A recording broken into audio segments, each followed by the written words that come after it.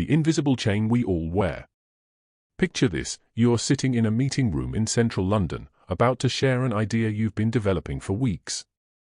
Your heart races. Your palms sweat. But it's not the idea itself that terrifies you, it's the thought of what your colleagues might think. Will they approve? Will they judge? In that moment, you realize something unsettling: you're not living your life. You're performing it. This isn't just your story. It's the story of millions of people across the UK and beyond who wake up every morning wearing an invisible chain, the desperate need for approval from others. We check our phones obsessively, counting likes and comments. We choose careers that make our parents proud rather than ones that make us come alive. We bite our tongues in conversations, terrified of saying the wrong thing. But what if I told you that one man, a quiet American psychologist named Carl Rogers, discovered something profound about human nature? Something that could fundamentally change how you experience your own existence. Rogers spent decades studying what makes people truly fulfilled, and his findings were revolutionary. He discovered that the moment we stop seeking approval from others, everything in our psychological landscape shifts. Not gradually, dramatically. Today, we're going on a journey through Rogers' most powerful insights. We'll explore why we became addicted to approval in the first place, what it's costing us, and most importantly, how to break free. By the end of this video, you'll understand why your constant need for validation isn't a personal failing, it's a deeply human response to a world that taught you to doubt yourself. And more crucially, you'll learn how to reclaim your psychological freedom. But before we can understand the solution, we need to understand the problem. How did we end up here?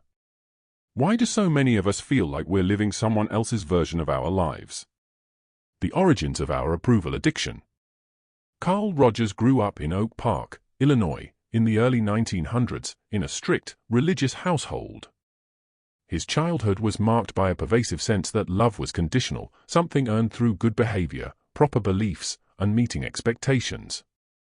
Young Carl learned quickly that to receive warmth from his parents, he had to be a certain way. This early experience would later inform his entire psychological theory. Rogers noticed something fascinating as he began his clinical work in the 1930s and 40s. Nearly every client who walked through his door, regardless of their specific complaint, shared a common thread. They were living according to what he called conditions of worth, internalized beliefs about what they needed to be or do to deserve love, respect, and belonging. Think about your own childhood for a moment. Perhaps you grew up in Manchester, Birmingham, or a small village in Yorkshire. Regardless of location, most of us received similar messages. Be good and we'll love you. Don't cry, big boys and girls don't cry. Make us proud. What will the neighbors think? These weren't malicious statements. Our parents, teachers, and communities genuinely believed they were helping us succeed in society. But here's what happens psychologically: a child's brain is extraordinarily flexible and survival-oriented. When a young person repeatedly receives the message that acceptance is conditional, they develop what Rogers called an external locus of evaluation. In simpler terms, they learn to judge their own worth based on others' reactions rather than their own internal sense of rightness. By the time we reach adulthood, this pattern is deeply entrenched. A young professional in London's financial district might earn a six-figure salary but feel empty because they chose finance to please their father rather than pursuing their passion for teaching. A mother in Edinburgh might exhaust herself trying to be the perfect parent because she's terrified of judgment from other mothers at the school gates. Rogers observed that this external orientation creates a fundamental split in our psyche. There's the real self, who we actually are, with our genuine feelings, desires, and values, and the ideal self, who we think we should be to earn approval. The greater the gap between these two selves, the greater our psychological distress. In his groundbreaking 1961 book On Becoming a Person, Rogers wrote about a client named Mrs. Oak who spent years trying to be what her family expected. She described feeling like she was acting a part in her own life, never quite sure who she really was beneath the performance. Does this sound familiar? The British cultural context adds another layer to this phenomenon. There's a particular emphasis on keeping up appearances, on not causing a fuss, on maintaining decorum. While these social norms have their place, they can intensify the approval-seeking tendency, making it even harder to access one's authentic self. Understanding where this pattern comes from is enlightening, but it raises an urgent question: what is this constant approval-seeking actually doing to us? What's the real cost of living for others' validation? The hidden costs of living for others. Sarah, a 34-year-old marketing executive from Bristol, sat in her therapy session describing what she called the Sunday night dread. Every weekend, as evening approached, she'd feel a wave of anxiety about the upcoming work week. Not because her job was particularly difficult, but because she spent every moment at work monitoring her boss's facial expressions, analyzing her colleagues' tones, obsessing over whether she'd said the right things in meetings. "I'm exhausted," she told her therapist. But not from the work itself. "I'm exhausted from trying to read everyone's mind, from shape-shifting to be what I think they want me to be." This is the first major cost of approval-seeking: chronic psychological exhaustion. When your internal GPS is constantly pointed outward, scanning for signs of approval or disapproval, your nervous system never truly rests. You're in a perpetual state of hypervigilance, which Rogers recognized as incompatible with psychological well-being. Research conducted at universities across the UK has confirmed Rogers' observations.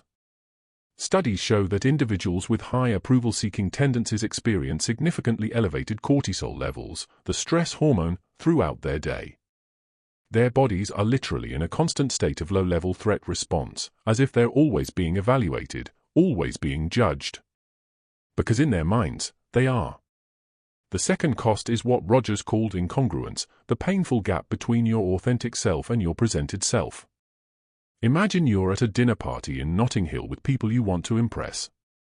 Someone makes a political comment you strongly disagree with, but instead of expressing your genuine view, you laugh along or stay silent. In that moment, you've created incongruence. You've betrayed yourself to gain approval. Now multiply that moment by hundreds or thousands of similar choices over years. Each time you suppress your real opinion, fake enthusiasm you don't feel, or pursue goals that don't resonate with your values, you widen the gap between who you are and who you're pretending to be. Rogers discovered that this incongruence is at the root of anxiety, depression, and that pervasive sense that something in your life is off even when everything looks fine on paper. The third cost is the loss of self-trust. When you consistently override your internal signals, your gut feelings, your genuine preferences, your authentic reactions, you essentially teach yourself that your inner experience can't be trusted. You become disconnected from your own psychological compass.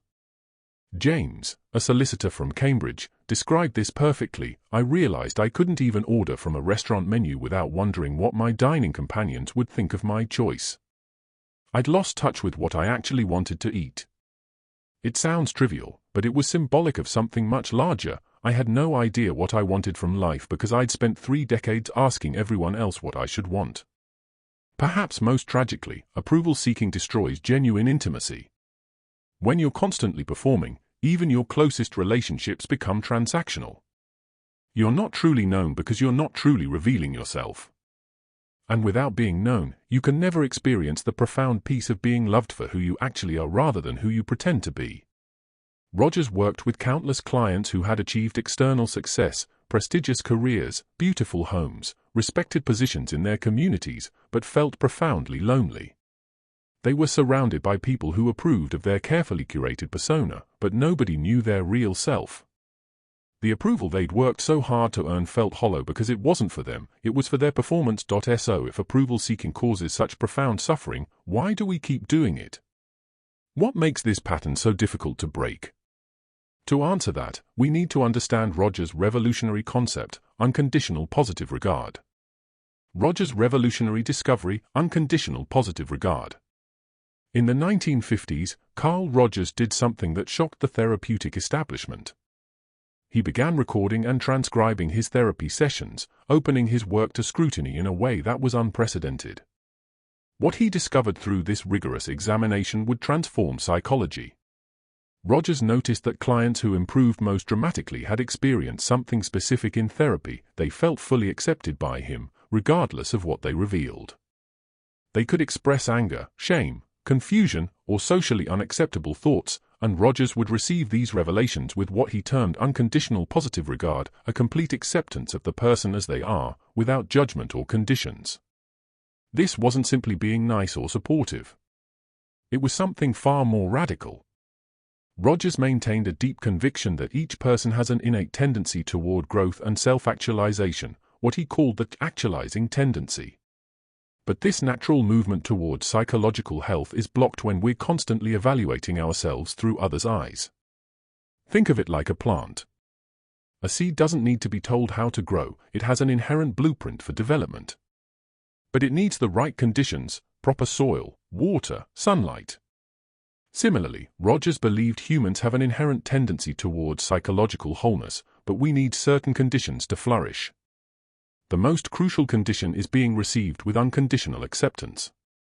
Here's where Rogers' insight becomes personally transformative. He realized that while it's wonderful to receive unconditional positive regard from others, the truly life-changing shift happens when you learn to offer it to yourself. Imagine for a moment what would change if you treated yourself the way Rogers treated his clients. If you could acknowledge your mistakes, your fears, your supposedly shameful thoughts, without adding a layer of self-judgment on top. Not ignoring or excusing genuinely problematic behavior, but approaching yourself with curiosity and compassion rather than harsh criticism. This is vastly different from the internal dialogue most of us maintain. Picture Emily, a teacher from Leeds, whose internal voice sounds like a harsh headmaster, constantly critiquing, "You shouldn't have said that. What's wrong with you? You're so awkward. You'll never get it right. Everyone thinks you're incompetent." Rogers would ask, where did that voice come from? It's not originally yours, it's an internalized collection of judgments you absorb from others. And here's the crucial point, you can choose to relate to yourself differently. In his work, Rogers demonstrated that when people experience genuine acceptance, first from a therapist, then from themselves, something remarkable happens. They naturally begin to evaluate their experiences from an internal rather than external frame of reference. They start asking, does this feel right to me, instead of will others approve of this? This shift from external to internal evaluation is what Rogers considered the essence of psychological freedom. It's not about becoming selfish or disregarding others' perspectives. It's about reclaiming your fundamental right to be the ultimate authority on your own experience. A powerful example from Rogers' casework involved a client who'd spent years trying to be the dutiful daughter, the perfect wife, the selfless mother. In therapy, she slowly began to acknowledge feelings she'd never allowed herself to have: resentment toward her demanding mother, ambivalence about motherhood, desire for experiences beyond her prescribed role. As Rogers received these revelations without shock or judgment, she began to receive them in herself the same way. She wasn't suddenly going to abandon her family or become irresponsible. But she was, for the first time, allowing herself to know her full emotional truth. And from that place of honest self-awareness, she could make genuinely authentic choices rather than compulsive approval-seeking ones.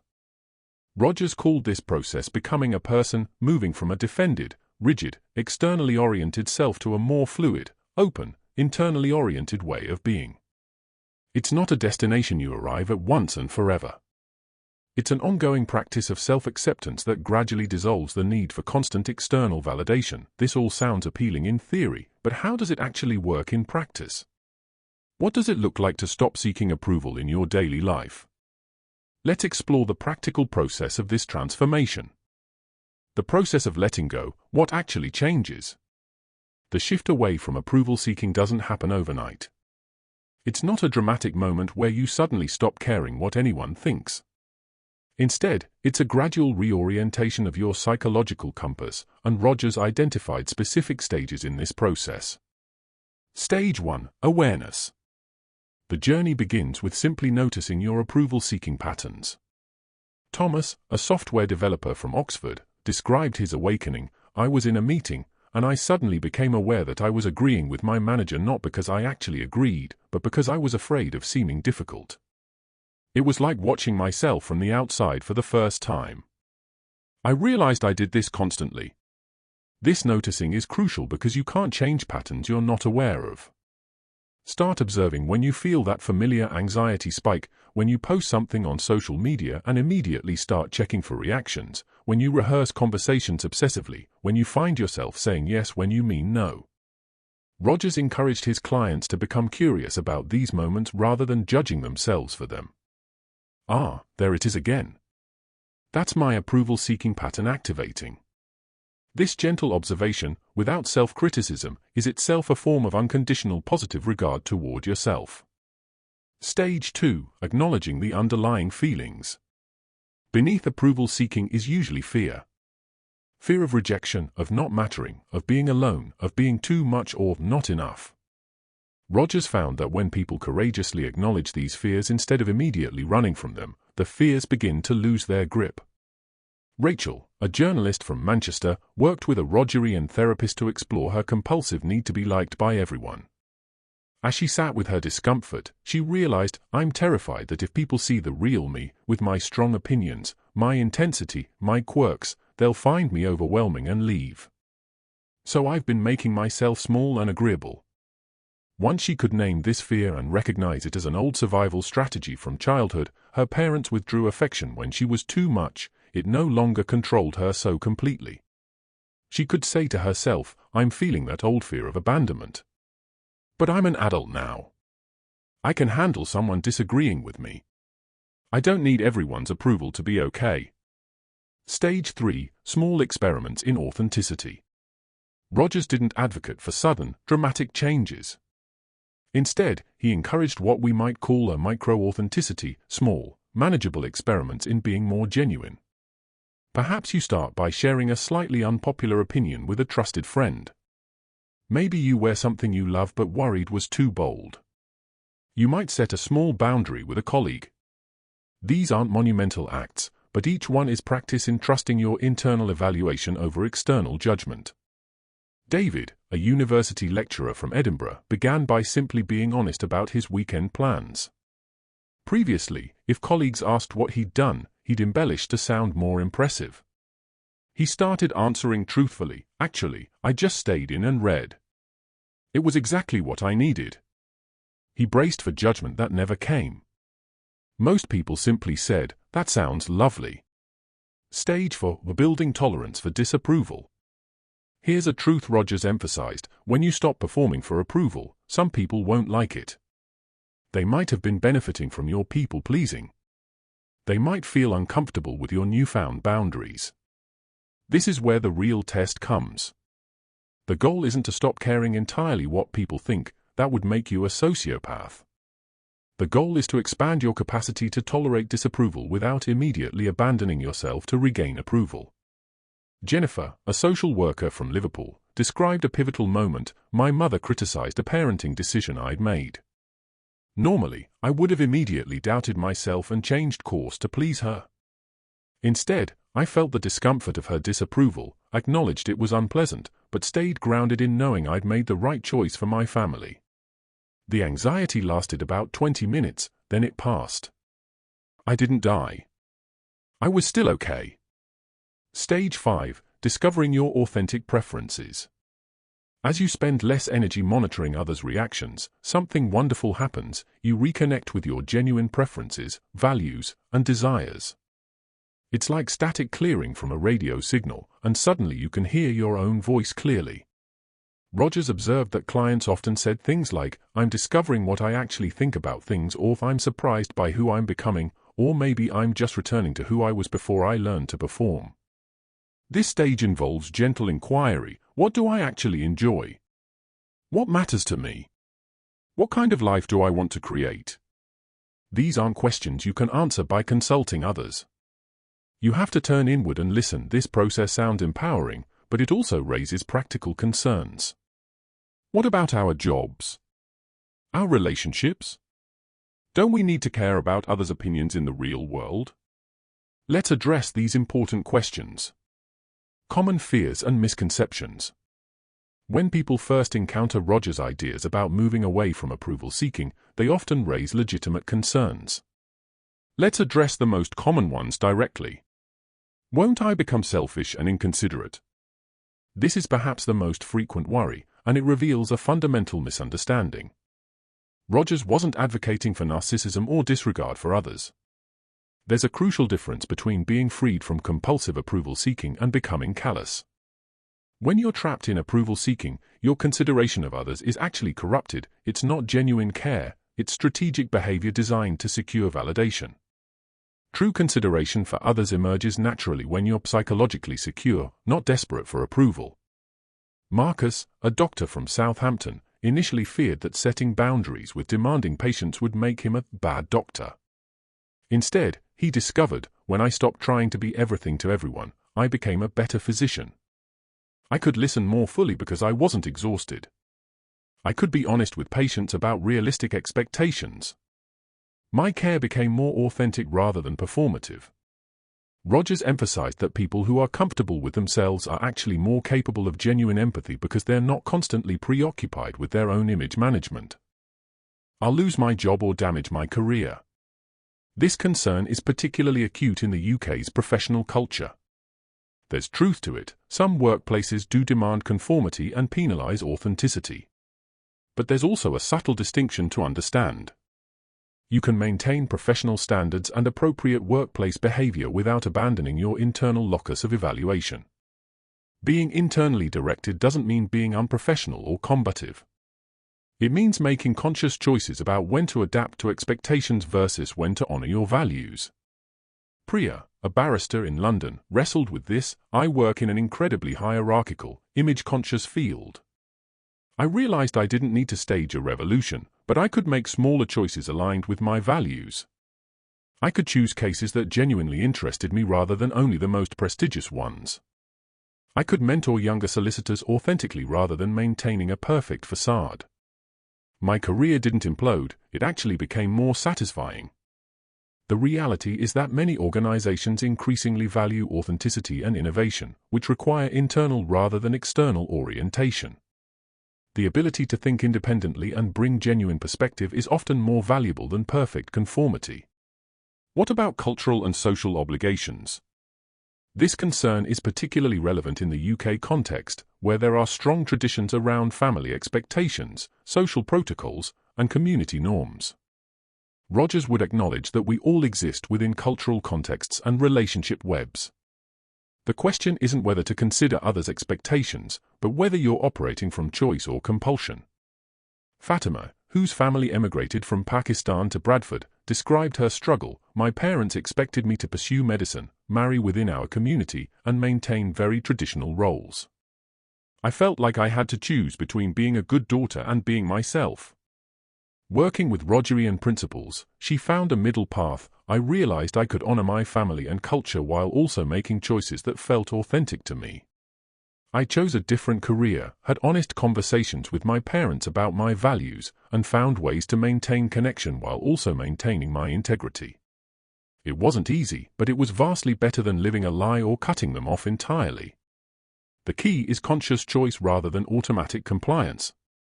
You might choose to participate in certain traditions because they genuinely matter to you, not just to avoid disapproval. That's freedom. Won't I end up alone? This is the deepest fear, that without constantly earning approval, you'll be rejected and abandoned. Rogers addressed this directly. When you stop performing for approval, you do lose some relationships. But here's what you gain: the relationships that remain become real. People who knew your performance might drift away. But people who resonate with your authentic self will draw closer. And crucially, you'll experience the profound relief of being loved for who you actually are rather than who you pretended to be. Andrew, from Brighton, shared, when I stopped pretending to enjoy the heavy drinking culture in my friend group, some friends did fade away. But I also found deeper connections with people who appreciated the real me. And for the first time in my life, when someone said they valued me, I could actually believe them, because they knew the real me. Rogers discovered that authenticity creates the conditions for genuine intimacy in a way that approval-seeking never can. You trade quantity of superficial approval for quality of real connection. Isn't some anxiety about others' opinions just normal and healthy? Yes, absolutely. Rogers wasn't suggesting we become immune to social feedback. We're inherently social creatures, and some awareness of how we affect others is part of healthy functioning. the distinction is between healthy social awareness and pathological approval dependency. Do you consider others' perspectives as information you factor into your decisions, or do others' potential opinions paralyze you and override your own judgment? Rogers would ask, are you in the driver's seat of your life, or are you constantly reacting to real or imagined judgments from others? Understanding these distinctions intellectually is valuable, but how do you actually cultivate this internal freedom in practical terms? Let's explore specific practices that can help you embody Rogers' principles. Practical techniques for cultivating internal freedom. Rogers didn't just theorize, he provided practical approaches his clients could use to develop greater psychological freedom. Here are specific techniques you can implement starting today. Practice 1. The what would I choose if no one would know? Exercise. This powerful thought experiment helps distinguish your authentic preferences from approval-driven choices. Throughout your day, pause and ask, if no one would ever know about this decision, what would I choose? Would you stay in your current job? Would you pursue that creative hobby? Would you end or deepen certain relationships? Would you dress differently? Would you spend your weekend differently? Claire, a marketing consultant from Newcastle, used this exercise and realized, if no one knew, I'd quit my job and train as a landscape gardener. I've been in marketing for 12 years purely because it sounds impressive. That realization was simultaneously devastating and liberating. You don't need to immediately act on these insights, but acknowledging them begins the process of reconnecting with your authentic self. Practice 2. Unconditional positive regard meditation. Rogers believed self-acceptance is a learnable skill. Try this practice. Sit quietly and bring to mind something you typically judge yourself harshly for, or a mistake, a personality trait, a struggle. Instead of the usual self-criticism, say internally, this is part of my experience right now. I can acknowledge it without adding judgment. I'm still fundamentally acceptable as a person, even with this imperfection. This isn't about condoning genuinely problematic behavior. It's about separating your worth as a person from specific behaviors or traits. Rogers found that when people feel fundamentally acceptable, they're actually more capable of genuine growth and change. Practice 3. The disapproval tolerance practice. Since fear of disapproval keeps approval seeking in place, deliberately building your capacity to tolerate it is transformative. Start with low-stakes situations. Express a mildly unpopular opinion. Wear something slightly outside your usual comfort zone. Say no to a request without elaborate justification. Then notice what happens. Usually, very little. And even if someone disapproves, do you actually survive it? Oliver, from Cardiff, started small. I stopped apologizing constantly for things that weren't my fault. It felt terrifying at first. But I discovered that when I didn't say a sorry for needing to get past someone on the tube, nothing bad happened. The world didn't end. That built my confidence for bigger authenticity. Practice 4. Regular internal check-ins. Rogers emphasized the importance of staying connected to your ongoing experience. Several times daily, pause and ask yourself. Times what am I actually feeling right now? Times what do I genuinely need or want in this moment? Times am I about to do something for authentic reasons or for approval? These questions strengthen what Rogers called your internal locus of evaluation, your ability to consult your own experience as the primary guide for decisions. Hannah, a teacher from York, set phone reminders 3 times daily. Just that simple pause to check in with myself made an enormous difference. I caught myself so many times about to say yes to things I didn't want to do, or suppressing feelings that needed acknowledgement.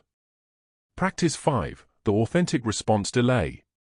When someone asks for your opinion, preference, or decision, practice pausing before responding. Even a few seconds gives you time to consult your genuine response rather than reflexively saying what you think they want to hear. Try, that's a good question. Let me think about that for a moment. This simple delay creates space for authenticity. Practice 6. Cultivate relationships with accepting others.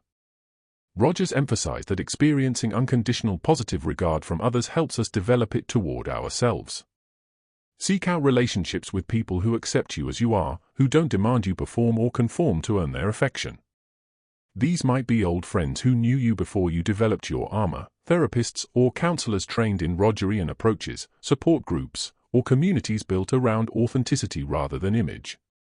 Simon, from Liverpool, joined a men's group specifically focused on honest sharing, having a space where I could be completely real, where vulnerability was valued over looking good, was absolutely crucial to my transformation. It showed me what genuine connection feels like. Practice 7. Journaling for self-discovery. Rogers often encouraged clients to write freely about their experiences without censoring. This practice helps you access thoughts and feelings you might not even realize you have. Try writing continuously for 10 minutes, starting with "What I'm not allowing myself to acknowledge is." Or, "If I could be completely honest with myself, I'd admit." Don't worry about grammar or coherence, just let your internal experience flow onto the page. Practice 8. Notice and name your shoulds. We're constantly operating under internalized shoulds, beliefs about what we should think, feel, want, or do. These are usually absorbed from others rather than authentically chosen. Start noticing your shoulds. I should be more social. I should want children. I should be further along in my career. Then ask, says who? Is this actually true for me, or is this someone else's value I've internalized? This doesn't mean all your shoulds are wrong, some align with your authentic values. But examining them consciously helps distinguish between genuinely chosen values and approval-seeking compulsions. These practices are powerful, but they're just the beginning. Let's bring all of this together and explore what life actually looks like on the other side of approval-seeking, the profound shift Rogers promised. The shift, life beyond approval. So what actually happens when you stop seeking approval? What does the shift Rogers described really look like? First, there's a quality of aliveness that emerges. When you're constantly monitoring others' reactions, you're essentially living half a step behind yourself, watching your own performance. When you let that go, you inhabit your experience more fully. Margaret, a retired teacher from Bath, described it beautifully. It's like I'd been watching my life through a window, and suddenly I stepped through into direct experience. Colors seemed brighter. Conversations felt more real. I was finally present in my own life. Second, your relationships transform. Some deepen dramatically as you show up more authentically and allow others to do the same. Some relationships end or fade, particularly those built on your performance rather than your genuine self. And new relationships form with people who resonate with who you actually are. The quality of connection changes. Instead of the subtle distance that comes from performing, there's intimacy, the feeling of being genuinely known and accepted. This is what Rogers called the good life, not a life without challenges, but a life lived authentically. Third, decision-making becomes clearer. When you're not constantly weighing potential approval or disapproval from others, choices emerge from a clearer place. You still consider others' perspectives, but as input rather than as the ultimate determining factor. Robert, a solicitor from London, noticed, "I used to agonize over decisions for weeks, trying to anticipate every possible reaction from everyone in my life. Now I can access what feels right to me much more quickly. The decisions aren't always easier, but the process is cleaner." Fourth, there's a paradoxical increase in resilience. You might expect that caring less about approval would make you more vulnerable, but the opposite happens. When your sense of worth isn't dependent on others' validation, criticism and setbacks become less existentially threatening. You can hear feedback without it devastating you because it's information, not a verdict on your fundamental acceptability as a person. As Rogers observed, the most psychologically healthy people are those who can remain open to experience, including difficult feedback, precisely because they don't need to defend themselves constantly. Fifth, creativity and authenticity flourish. When you're not expending enormous energy managing your image, that energy becomes available for genuine contribution. Your work becomes more innovative because you're not just reproducing what you think will be approved. Your creative expression becomes more unique because it's actually yours. Rogers worked with many artists and writers who discovered that their work deepened dramatically when they stopped creating for approval and started creating from authentic expression. The work that emerged was often less conventionally safe but far more meaningful. It's crucial to understand that this shift isn't a one-time achievement. You don't graduate from approval seeking and never experience it again. It's an ongoing practice of returning to your internal guidance again and again. You'll have moments of slipping back into old patterns, especially under stress. The difference is that now you notice it happening. You can compassionately acknowledge, I'm doing that approval-seeking thing again, and gently redirect yourself back to your internal compass.